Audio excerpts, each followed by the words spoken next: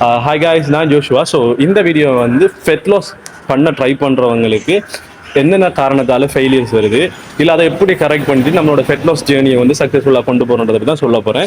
So இந்த video வந்து எப்படின்னா, எங்கிட்ட நிறைய பேர் வந்து ஃபெட் லாஸ் பண்ணுறது சம்மந்தமாக நிறைய மெசேஜஸ் பண்ணியிருந்தாங்க. எப்படி நீங்கள் பண்ணீங்க, என்னெல்லாம் ஃபுட் ஹேபிட்ஸாக ஃபாலோ பண்ணலாம், என்ன மாதிரி ஒர்க் அவுட் பண்ணலாம்னு நிறைய பேர் பண்ணியிருந்தீங்க. ஸோ அப்படி எல்லாருக்குமே என்னால் ரீப்ளை பண்ண முடியலை. ஸோ என்ன நிறைய பேர் மெசேஜ் பண்ணியிருந்தீங்க. அதனால தான் இந்த வீடியோ பண்ணுறேன். ஸோ இந்த வீடியோவில் வந்து உங்களுக்கு சிம்பிளாக என்ன மாதிரியான விஷயங்களை நீங்கள் கன்சிடர் பண்ணால் உங்களோட ஃபெட் லாஸ் ஜேர்னியை வந்து நீங்கள் கரெக்டாக கொண்டு போக முடியும்னு சொல்ல போகிறேன்.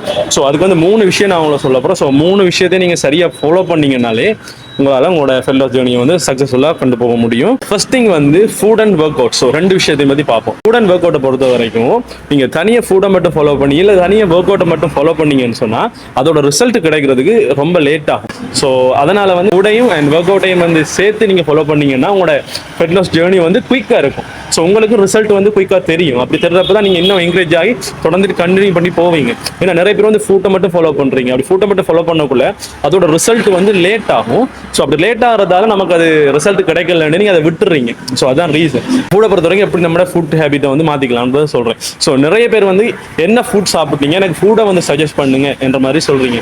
அது பர்டிகுலராக ஃபுட்டை சஜஸ்ட் பண்ண சொல்கிறீங்க. ஸோ அந்த மாதிரி நான் ஃபாலோ பண்ணல. நிறைய நியூட்ரிஷன்ஸ் வந்து ஃபுட்டை வந்து சஜஸ்ட் பண்ணியிருப்பாங்க. பட் எனக்கு அந்த நாலேஜ் கிடையாது. நான் எப்படி என்னோட ஃபுட்ஸை வந்து கன்சிடர் பண்ண என்ற விஷயத்தை நான் உங்களுக்கு சொல்கிறேன். ஸோ அதை நீங்கள் ஃபாலோ பண்ணலாம். ஏன்னா நம்மளோட காமன் சென்ஸ் போதும் நம்ம இந்த மாதிரி ஃபுட்ஸை வந்து சாய்ஸ் பண்ணி செய்கிறதுக்கு.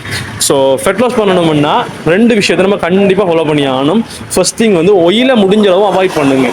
ஆயிலி ஃபுட்ஸை வந்து முடிஞ்ச அளவு அவாய்ட் பண்ணுங்க. 2வது வந்து காப்ஸை வந்து முடிஞ்ச அளவு குறைங்க. ஃபுல்லாக கட் பண்ணிடாதீங்க, முடிஞ்ச அளவு குறைங்க.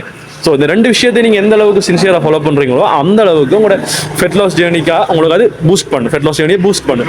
ஸோ அதனால் நீங்கள் என்ன பண்ணுங்கன்னா, ஃபுட்டை வந்து கன்சிடர் பண்ணாதீங்க.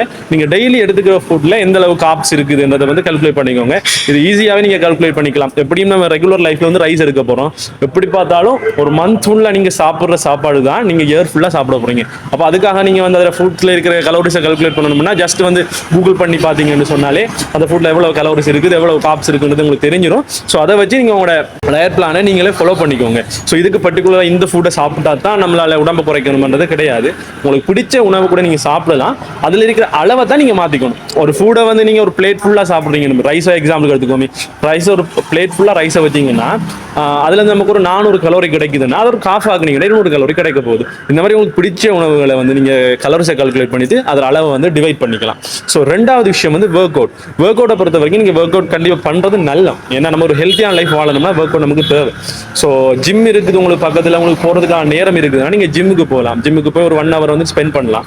அப்படி உங்களுக்கு ஜிம் இல்லை, வேறு ஏதாவது ஆக்டிவிட்டிஸ் பண்ணணும்னா நீங்கள் ஏதாவது அவுட்டோர் கேம்ஸுக்குள்ளே இன்வால்வ் ஆகலாம். ஸோ அது வந்து உங்களுக்கு என்டர்டைன்மெண்ட் டைம் இருக்கும். ஒரு ஃபிட்னஸ் லைஃபுக்கு அது உங்களை டைப் குரூப் பண்ணு. ஸோ அது 2க்குமே உங்களால் முடியலைன்னு சொன்னால் ஜஸ்ட் சிம்பிள் ஒர்க் வந்து நடக்கிறது. ஸோ எல்லாராலையுமே அதை பண்ண முடியும். ஸோ நீங்கள் ஒவ்வொரு நாளும் ஒரு 1/2 hour டெய்லி நடங்க. ஸோ அப்படி நடந்தீங்கன்னாலே உங்களுக்கு அதுக்கான ரிசல்ட் வந்து கிடைக்க ஆரம்பிக்கும். அப்படி நடக்கிறதுக்கு உங்களுக்கு டைம் கிடைக்கல என்று சொல்கிறீங்கன்னு சொன்னால் அது என்னை பொறுத்த வரைக்கும் ஒரு சாக்குன்னு தான் நான் சொல்லுவேன். ஏன்னா எக்ஸாம்பிளுக்கு நான் சொல்லுவேன், நான் இந்த ஃபெட் லாஸ் ஜேர்னியை நான் ஸ்டார்ட் பண்ணுறப்போ எனக்கு வந்து நேரம் கிடைக்கிறது இல்லை நடக்கிறதுக்கு. ஸோ நான் என்னோட வேலையெல்லாம் விட்டு நான் வீட்டுக்கு வரதுக்கு 8 மணி ஆயிடும். ஸோ அப்போ 8 மணி டைமில் என்ன செய்வேன்னு சொன்னால், எங்கள் வீட்டுக்கு வர வழியிலே பைக்கை வந்து ஒரு எங்கள் ஊருக்கு முதல் ஊர்லேயே நிப்பாட்டிடுவேன். ஒரு 5 கிலோமீட்டரோ 3 கிலோமீட்டர் பைக் ரூட்டிட்டே நடந்து வருவேன். ஸோ அந்த மாதிரி நான் என்னோட லைஃப் ஸ்டைலில் நான் மாற்றத்தை கொண்டு வந்தேன். இப்போ நான் எல்லாத்தையும் செட் பண்ணி எனக்கான ஒரு டைமை ஒதுக்கி அதை நான் என்னோட ஃபிட்னஸுக்காக ஸ்பெண்ட் பண்ணுறேன். ஸோ அந்த மாதிரி நீங்கள் ஒரு டைமை நீங்கள் அட்ஜஸ்ட் பண்ணிக்கலாம். டைம் இல்லை எனக்கு சாப்பிட்றதுக்கு இப்படியான ரீசன் எல்லாம் வந்து சாக்கு. ஸோ அந்த சாக்கை சொல்லி நீங்கள் ஃபெட் லாஸ் ஜேர்னியை நீங்கள் அவாய்ட் பண்ணிக்கலாது. ஃபெட் லாஸ் பண்ணணும்னு சொன்னால் நீங்கள் அதுக்கான ஸ்டெப்ஸ் எடுத்து வைக்கணும். ஸோ இதான் first thing. So second thing வந்து கன்சிஸ்டன்சி. நீங்கள் வந்து ஒரு ஒர்க் அவுட்டை பண்ணுறீங்கன்னா வருஷக்கணக்காக உடம்பை ஏற்றிட்டு 2 நாளில் உடம்பை குறையும்னா குறைக்காது. சரியா, கொஞ்சம் கொஞ்சமாக தான் குறையும். அப்படி குறையணும்னா நீங்கள் என்ன பண்ணணும்னா, ஒரு விஷயத்தை நீங்கள் பண்ணுறீங்கன்னா தொடர்ந்து ஒரு 1 or 2 week தொடர்ந்து பண்ணுங்க. பண்ணி அதில் ரிசல்ட் கிடைக்குதான்னு பாருங்க. அப்படி ரிசல்ட் கிடைக்கலன்னா நீங்கள் என்ன பண்ணிட்டு இருக்கீங்களோ அதில் என்ன விஷயங்களை நம்ம தவற விட்டுருக்கோம்ன்றதை பார்த்து யூட்டிலைஸ் பண்ணுங்க. ஒர்க் அவுட் பண்ண டைம் காணாதான் அதை இன்க்ரீஸ் பண்ணுங்க. ஃபுட்டை வந்து சேஞ்ச் பண்ணுமா, ஃபுட்டில் இருக்கிற கலோரிஸை குறைக்கிறதுக்கு ஏற்ற மாதிரி ஃபுட்டை மாற்றுங்க. ஸோ இந்த மாதிரி பண்ணுங்க. சில வேளை உங்களோட இருக்கிற இன்னொருத்தர் இதே வேலையை பண்ணியிருப்பார், ஆனால் அவருக்கு ரிசல்ட் கிடைச்சிருக்கும். அதுக்காக நமக்கு அது கிடைக்கல என்றதால அது ஃபெயிலியர் இல்லை.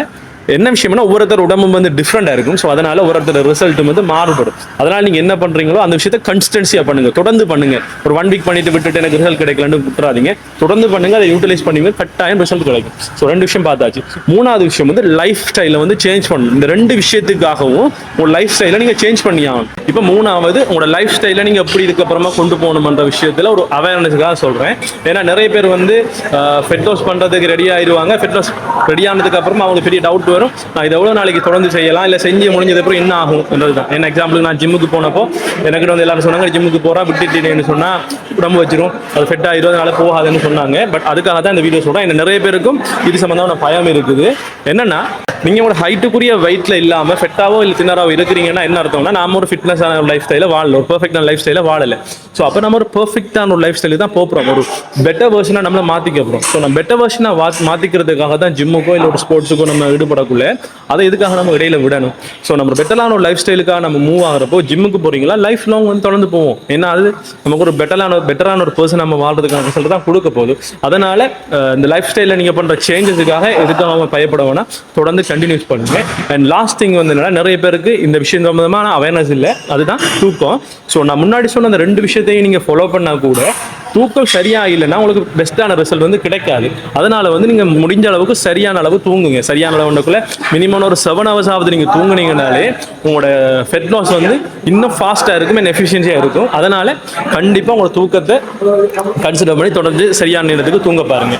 And that's all guys. நான் இப்போ முன்னாடி சொன்ன அவ்வளவு விஷயத்தை நீங்க ஃபாலோ பண்ணீங்கன்னு சொன்னா, இல்ல நீங்க செய்யற ஃபெட் லாஸ் ஜேர்னில நான் சொன்ன விஷயத்தை வச்சு திருத்தங்களை செஞ்சீங்கன்னு சொன்னா கண்டிப்பா உங்களுக்கு ரிசல்ட் வந்து நல்லா இருக்கும். அண்ட் இது வரைக்கும் நீங்க ஃபுல்லா வீடியோ பார்த்துருந்தீங்கன்னா உங்களுக்கு ஃபெட் லாஸ் சம்பந்தமான ஒரு தெளிவு கிடைச்சிருக்கும்னு நினைக்கிறேன். அண்ட் இதற்கு மேல ஏதாவது டவுட்ஸ் இருக்குன்னா இந்த வீடியோக்குள்ள கமெண்ட் செக்ஷன்ல கமெண்ட் பண்ணுங்க. அண்ட் ஃபியூச்சர்ல ஏதாவது வீடியோ உங்களுக்கு ஃபெட் லாஸ் சம்பந்தமா தேவைன்னா அதை கமெண்ட் செக்ஷன்ல கமெண்ட் பண்ணுங்க, நான் உங்களுக்கு வீடியோ பண்றேன். That's all guys.